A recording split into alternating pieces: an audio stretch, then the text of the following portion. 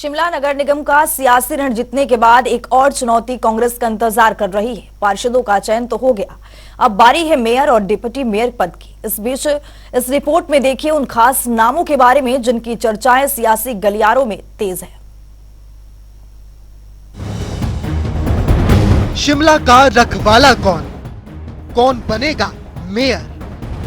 पिछले कुछ महीनों से एक ही सवाल सबके जहन में था, आखिर शिमला के मेयर की सत्ता किस पार्टी के हाथ लगेगी? अब जाकर इसका जवाब मिल चुका है और इसकी बागडोर कांग्रेस के हाथ आई है। निगम में स्पष्ट बहुमत मिलने के बाद कांग्रेस ने मेगा कॉन्फ्रेंस कर जनता का आभार जताया। भले ही कांग्रेस ने शिमला का रण जीत लिया है, लेकिन असली रण तो अब शुरू हुआ है। सवाल है मेयर और डिप्टी मेयर की कुर्सी पर कौन विराजमान होगा? मुख्यमंत्री ने मेयर और डिप्टी मेयर के चयन के लिए वरिष्ठ नेताओं की एक कमेटी बनाने की बात कही है। सभी पार्षदों की सहमति के बाद ही मेयर और डिप्टी मेयर का चुनाव होगा, लेकिन इससे पहले ही सियासी गलियां सुर्खियों से भरी हुई है। मुख्यमंत्री के करीबी सुरेंद्र चौहान इस रेस में आगे नजर आ रहे हैं। बता दें कि सुरेंद्र चौहान छोटा शिमला से पार्षद चुने गए हैं और वो पहले भी 2 बार साल 2007 और 2012 में भी पार्षद रह चुके हैं। सुरेंद्र चौहान मेयर पद के प्रबल दावेदार। सुरेंद्र चौहान के पक्ष में सबसे बड़ी बात यह है कि वो मुख्यमंत्री सुखविंदर सिंह सुक्खू के सबसे करीबी हैं।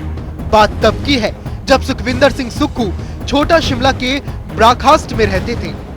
जब सुक्खू छोटा शिमला से पार्षद का चुनाव लड़ते थे तो सुरेंद्र चौहान उनके लिए प्रचार समेत सारा काम करते थे। खुद मुख्यमंत्री सुक्खू भी बीते दिनों ये कह चुके हैं कि पार्षद के चुनाव के समय सुरेंद्र चौहान उनके लिए पोस्टर लगाने का काम करते थे। जाहिर है सुरेंद्र चौहान मेयर पद के लिए मुख्यमंत्री की पहली पसंद हो सकते हैं। हालांकि सुरेंद्र चौहान का कहना है कि मेयर पद के लिए जो पार्टी का फैसला होगा वो उन्हें मान्य होगा। नरेंद्र ठाकुर डिप्टी मेयर पद के प्रबल दावेदार। जहां मेयर के नाम को लेकर अनुमान लगाए जा रहे हैं, वहां डिप्टी मेयर के पद के लिए भी कयास लग रहे हैं।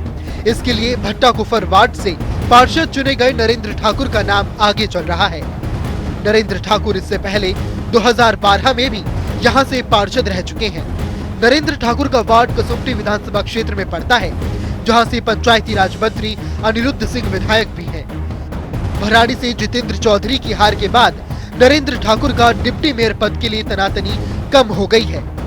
ऐसे में डिप्टी मेयर पद के लिए प्रबल दावेदार नरेंद्र ठाकुर माने जा रहे हैं। गौरतलब है कि पिछले कई सालों से शिमला की सत्ता पर काबिज बीजेपी जीत के भरपूर दावे कर रही थी, लेकिन वो बहुमत के जादुई आंकड़े के आसपास भी नजर नहीं आई, जिससे अंदाजा लगाया जा सकता है कि बीजेपी पूरी तरह आंकड़ों के जोड़ तोड़ की जुगत में लगी है। जीत के आंकड़ों की ओर रुख करें तो बीजेपी 9 सीटों के साथ सदन में नजर आएगी और माकपा को महज 1 सीट पर संतोष करना पड़ रहा है।